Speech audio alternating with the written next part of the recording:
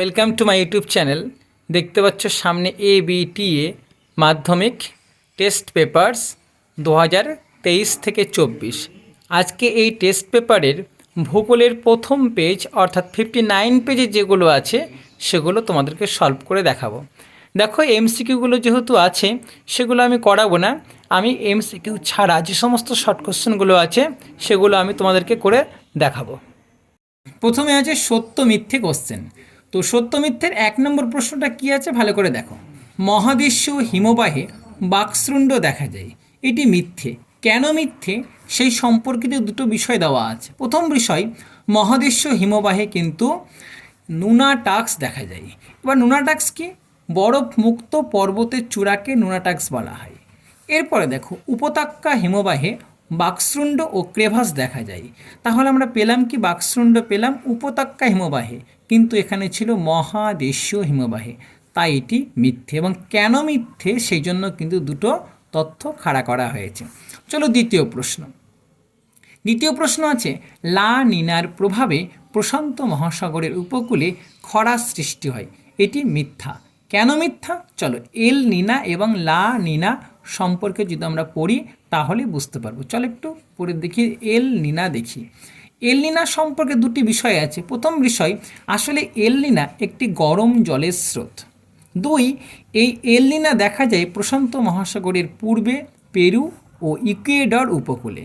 ঠিক আছে। 3 নম্বর যে পয়েন্টটা দেওয়া আছে সেটা দেখো, এর ফলে প্রশান্ত মহাসাগরের পূর্বে নিম্নচাপ সৃষ্টি হয় এবং পশ্চিম দিকে উচ্চচাপ বিরাজ করে, যার ফলে এখানে বন্যা হয়। কিন্তু ছিল কি কোশ্চেনে? মিথ্যে। এখানে খরা হয়, তাই কিন্তু এটা মিথ্যে হয়ে গেল। এবার দেখো লা নিনা সম্পর্কে বলা হয়েছে। লা নিনা হচ্ছে পেরু ও ইকুয়েডরে দেখা যায়, এটা মূলত খরা সৃষ্টি করে। আচ্ছা, এবার এল নিনো এবং লা নিনো সম্পর্কে ভারত সম্পর্কিত দুটি প্রশ্ন। অর্থাৎ এল নিনো যখন চলবে তখন ভারতে খরা দেখা দিবে, আর লা নিনা যখন চলবে তখন ভারতে কিন্তু বন্যা দেখা দিবে। এটা মনে রাখবে, ঠিক আছে। এরপরে দেখো কি বলছে 3 কোশ্চেনটা। অমাবস্যায় সমুদ্রের জল বাড়ে কিন্তু পূর্ণিমায় সমুদ্র জলতল একদম কমে যায়, এটি করবে না। কি যুক্তি খাড়া করেছি? অমাবস্যা ও পূর্ণিমা উভয় তিথিতে চাঁদ, পৃথিবী ও সূর্য একই সরল রেখায় থাকে। আসলে যখন এই 3টে জিনিস একই সরল রেখায় থাকবে তখন সেটাকে সিজিগে অবস্থান বলে। আর এই সময় সমুদ্রের জল ফুলে ওঠে, দিয়ে ভরা কোঠাল হয়। কিন্তু আগেরটায় কিছু একটা ফুলে ওঠে, একটা কমে ওঠে, সুতরাং এটা কিন্তু মিথ্যে ছিল। এরপরে 4 নম্বর প্রশ্ন দেখো। ঋতু ভেদে যে বায়ু প্রবাহিত হয় পশ্চিমবঙ্গে তার নাম কি? কালবৈশাখী। কিন্তু এটা সত্য। কেন সত্য? দেখো এই প্রসঙ্গে কয়েকটি যুক্তি খাড়া করা হয়েছে। 1, ঋতু পরিবর্তনের সঙ্গে সঙ্গে প্রবাহিত বায়ু, সে বায়ুর নাম কি?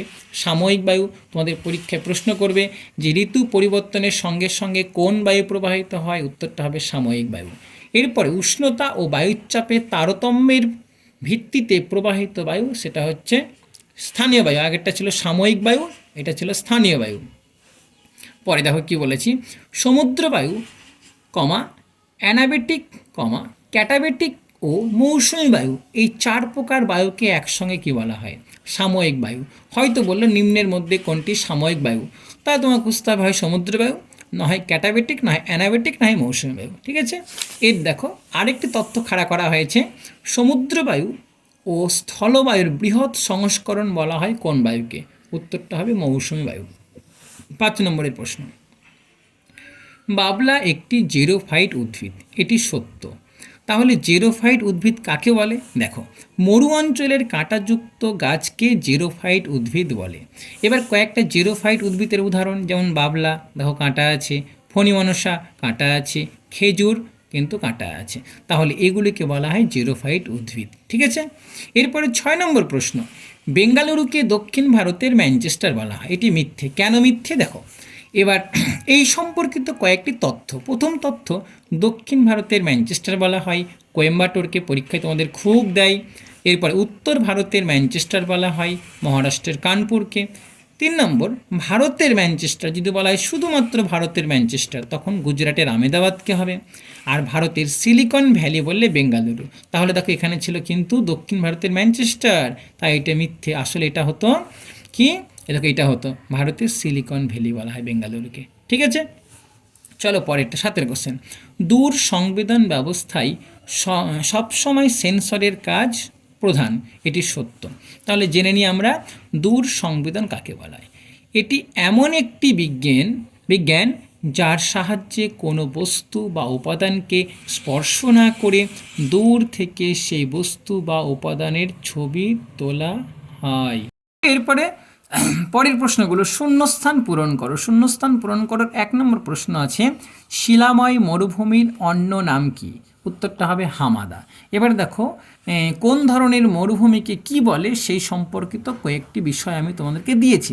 যেমন কেবলমাত্র বালি দ্বারা গঠিত মরুভূমি, উত্তর হবে আর্গ। তারপরে বিভিন্ন আকৃতির পাথর দ্বারা গঠিত মরুভূমি গিবারাস, কিন্তু এটি বিভিন্ন দেশে বিভিন্ন নামে পরিচিত, তাই গিবারাসটা কিন্তু অস্ট্রেলিয়ায় নাম ধারণ করে আছে। 2 নম্বর প্রশ্ন, নাতিশীতোষ্ণ মণ্ডলের গড় উষ্ণতা 0 ডিগ্রি সেন্টিগ্রেড থেকে ড্যাশ। আসলে এর উত্তরটা হবে 20 ডিগ্রি সেন্টিগ্রেড থেকে 35 ডিগ্রি সেন্টিগ্রেড। ঠিক আছে, একটু তোমাদের ভুল আছে, টেস্ট পেপার ঠিক করে নিও। এরপরে 3 কোশ্চেনটা দেখো, উষ্ণ ড্যাশ স্রোতের প্রভাবে শীতকালে জাপান উপকূল উষ্ণ থাকে। উত্তরটা হবে কুরোশীয়। এবার দেখো আর কয়েকটি প্রশ্ন দেওয়া হয়েছে বা কয়েকটি তথ্য দেওয়া হয়েছে। 1 নম্বর, জাপান উপকূলের উষ্ণ স্রোত তার নাম কুরোশীয় স্রোত। জাপান উপকূলের শীতল স্রোত সেটা ওয়াশীয় স্রোত। এবার নিউ ফাউন্ডল্যান্ড অঞ্চলের শীতল স্রোতের নাম হচ্ছে ল্যাব্রাডার স্রোত, আর উষ্ণ স্রোতের নাম হচ্ছে উপসাগরীয় স্রোত। তাহলে দেখো এখানে আমি কিন্তু 4-5টা প্রশ্ন ঠিক করেছি, গুরুত্বপূর্ণ কিন্তু এগুলো ভালো করে পড়বে। ঠিক আছে, খুব ভালো করে কটা দেখবে। চলো পরের প্রশ্ন কি আছে, রেডিয়াম এক ধরনের ড্যাশ বর্জ্য। উত্তর হবে তেজস্ক্রিয় বিষাক্ত বর্জ্য। ঠিক আছে, পরের প্রশ্ন, বিন্ধ্য ও সাতপুরা পর্বতের মাঝে রয়েছে ড্যাশ উপত্যকা। উত্তর হবে গ্রস্ত উপত্যকা। এরপরে ভারতের দীর্ঘতম উপনদী হলো যমুনা। এরপরে দেখো কি বলছে, উত্তর ভারতে নতুন পলিমাটি ড্যাশ নামে পরিচিত। উত্তরটা হবে খাদার। এবার দেখো মাটি সম্পর্কিত কয়েকটি গুরুত্বপূর্ণ তথ্য তোমাদের এখানে দেওয়া হয়েছে। যেমন প্রাচীন পলিমাটি কী নামে পরিচিত? ভাঙ্গার। আর গঙ্গা সমভূমিতে জলাভূমির মাটি কী নামে পরিচিত? ধাঙ্কার। এরপর শিবালিক পর্বতের পাদদেশে নুড়ি পলি বালি যুক্ত মাটিকে বলা হয় ভাবর। আর এরপরে দেখো কি বলছে, ভাঙ্গার অঞ্চলে দানাযুক্ত মাটি কঙ্কর। চলো দেখো পরের পেজে। আচ্ছা, এরপরে কি আছে 2.3 কোশ্চেনগুলি। ঠিক আছে, এগুলো এসএকিউ। প্রথম প্রশ্ন আছে, জমাটবদ্ধ তুষার কণাকে কি বলে? উত্তরটা হবে হিমবাহ। আসলে হিমবাহ 3টি পদ্ধতিতে তৈরি হয়। প্রথমে কি হয়, প্রথমে নেভের পর যদি আবার বরফ জমে তখন সেটা ফানের পর আবার যদি বরফ পড়ে তখন সেটা হিমবাহে। অর্থাৎ প্রথমে নেভে, তারপরে ফান, তারপরে হিমবাহ। তো সেই সম্পর্কিত আরেকটি তথ্য দিয়েছি, দেখো পেঁজা তুলোর মতো অংশটাকে কি বলা হয়? নেভে। এই নেভের পর আবার যখন বরফ পড়ে শক্ত হবে সেটাকে ফানের পর আবার যখন বরফ পড়বে তখন সেটা হিমবাহে পরিণত হবে। তাহলে যেহেতু ছিল জমাটবদ্ধ তুষার, তাহলে উত্তরটা হবে কিন্তু হিমবাহ। চলো পরের প্রশ্ন কি আছে, বায়ুর গতিবেগ মাপা হয় কিসের সাহায্যে? উত্তর হবে অ্যানিমোমিটার। দেখো এই সম্পর্কিত আরও কয়েকটি তথ্য তোমাদেরকে আমি দিয়েছি। 1, বায়ুর চাপ মাপা হয় ব্যারোমিটার। মনে রাখবে বায়ুর চাপ, দেখো বায়ুর চাপ ব্যারোমিটার মাপা হয়। ঠিক আছে, আরেকটা বায়ুর আর্দ্রতা মাপা হয় হাইগ্রোমিটার। আরেকটি বায়ুর দিক, অর্থাৎ বায়ু কোন দিক থেকে প্রবাহিত হচ্ছে সেটা মাপা হবে বাত পতাকার সাহায্যে। পরের প্রশ্ন চলো, জোয়ার ভাটার প্রধান কারণ কি? উত্তরটা হবে চাঁদের আকর্ষণ শক্তি বা আকর্ষণ বল।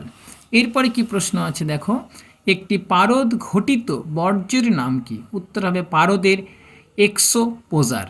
পরের প্রশ্ন, মরু মৃত্তিকার অপর নাম কি? উত্তর হবে সিরোজেম মৃত্তিকা। চলো মৃত্তিকা সম্পর্কিত আরও কিছু প্রশ্ন আছে। যেমন 1, কৃষ্ণ মৃত্তিকার অপর নাম রেগুর মৃত্তিকা। 2, পার্বত্য অঞ্চলের মৃত্তিকার অপর নাম পর্জল মৃত্তিকা। 3 ল্যাটেরাইট মৃত্তিকার স্থানীয় নাম সারাম। এই 3টে প্রশ্ন তোমাদের পরীক্ষায় খুব আসে, ভালো করে দেখে রাখবে। এরপরে দেখো আরও কিছু বলা আছে। ক্ষারধর্মী মৃত্তিকার নাম কি? উত্তর মরু মৃত্তিকা। এরপরে সবচেয়ে জল ধারণ ক্ষমতা বেশি কোন মৃত্তিকার? কৃষ্ণ মৃত্তিকা। এরপরে ভারতের মৃত্তিকা গবেষণাগার কোথায় আছে? উত্তর মধ্যপ্রদেশের ভোপাল বা ভূপাল। এরপরে ভারতের মরুভূমি গবেষণা কেন্দ্র কোথায় রয়েছে? রাজস্থানের যোধপুরে। এরপরে ভারতের সবচেয়ে বেশি অঞ্চল জুড়ে রয়েছে কোন মাটি? উত্তর হবে পলি মাটি, যেটি রয়েছে 46%। প্রশ্ন দেখি, ভারতের একটি সংযোজক ভিত্তিক শিল্পের উদাহরণ দাও। দেখো, সংযোজক ভিত্তিক শিল্পের উদাহরণের আগে আমাকে জানতে হবে সংযোজক ভিত্তিক শিল্প কাকে বলে, যেটাকে সহযোগী, সহায়ক বা সংযোজন শিল্প বলা হয়। দেখো কি লিখেছি, যেসব শিল্প অন্য কোনো শিল্পকে তাদের প্রয়োজনীয় কাঁচামাল হিসেবে নিজেদের উৎপাদিত পণ্য যোগান দেয়। উদাহরণ দিলে বুঝতে পারবে। যেমন ধরো, আমি এখানে মূল শিল্পকে নিয়েছি মোটর গাড়ি শিল্প। এই মোটর গাড়ি শিল্পের একটি গুরুত্বপূর্ণ কাঁচামাল হচ্ছে টায়ার, আর সে টায়ার উৎপাদনের জন্য টায়ার শিল্প, বা মোটর গাড়ির জন্য দরকার হবে ব্যাটারি, তাহলে ব্যাটারির জন্য একটা শিল্প তৈরি করতে হবে। অর্থাৎ মোটর গাড়ির সহায়ক শিল্প হচ্ছে টায়ার শিল্প, অথবা মোটর গাড়ির সহায়ক শিল্প হচ্ছে ব্যাটারি শিল্প। চলো পরের প্রশ্ন দেখো। 7 নম্বর প্রশ্ন, এশিয়ার মধ্যে কোন শহর প্রথম কম্পিউটার ব্যবহার শুরু করে? উত্তর ভারতের মুম্বাই, মহারাষ্ট্রের মুম্বাই, যেটা 1960 সালে শুরু হয়েছিল। পরের প্রশ্ন, ভূ সমলয় উপগ্রহের কক্ষপথকে কি বলে? উত্তর জিওসিনক্রোনাস কক্ষপথ। এবার দেখো তোমাদের টেস্ট পেপারে দেখে নিবে কিছু প্রশ্ন আছে, যে ম্যাচিং এ কলাম বি কলামের কিছু প্রশ্ন আছে, মানে একটা কলাম আছে, ঠিক আছে, সেই কলামটা আমি টুকে নিই, সরাসরি উত্তর দেখিয়ে দিয়েছি। দেখো, প্লাবনভূমি, এটা উত্তর হবে স্বাভাবিকবাদ। তারপরে বারাণসী, এর উত্তরটা হবে রেল ইঞ্জিন কারখানার জন্য বিখ্যাত। আর পারাদ্বীপ, এটা হচ্ছে উড়িষ্যার একটি বন্দর, ঠিক আছে, সমুদ্র বন্দর। আর কারেওয়া, এটি জম্মু কাশ্মীরে দেখা যায়, এটি হচ্ছে এক ধরনের মৃত্তিকা। আসলে এই মৃত্তিকায় জাফরান চাষ ভালো হয়। যদি ভিডিওটা ভালো লাগে তাহলে কিন্তু তোমরা কমেন্ট, লাইক ও শেয়ার করে এবং চ্যানেলটা সাবস্ক্রাইব করবে। Thank you for watching my video.